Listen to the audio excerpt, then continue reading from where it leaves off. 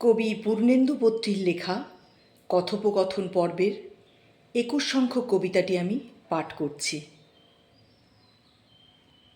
তোমাদের ওখানে এখন লোডশেডিং কীরকম?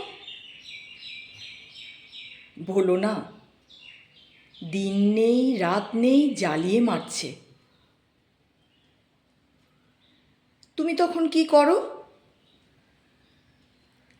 দরজা খুলে দিই, জানলা খুলে দিই, পর্দা খুলে দিই। আজকাল হাওয়াও হয়েছে তেমন ফন্দিবাজ। যেমনি অন্ধকার অমনি মানুষের ত্রিসীমানা ছেড়ে দৌড়। তুমি তখন কি করো? গায়ে জামা কাপড় রাখতে পারি না, সব খুলে দিই।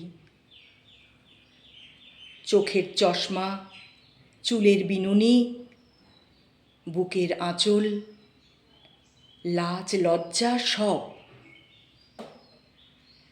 টাকা থাকলে তোমার নামে নতুন ঘাট বাঁধিয়ে দিতুম কাশ্মীর তীরে। এমন তোমার উথাল পাথাল দয়া, তুমি অন্ধকারকে সর্বস্ব সব অগ্নিস্ফুলিঙ্গ খুলে দিতে পারো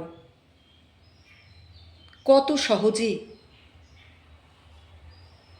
আর শুভঙ্কর মেঘের মতো একটু ঝুঁকলেই কি হচ্ছে কি? শুভঙ্কর তার খিদে তেষ্টার ডালপালা নাড়লেই কি হচ্ছে কি? শুভঙ্কর রোদে পোড়া হরিণের জিভ নাড়ালেই কি হচ্ছে কি?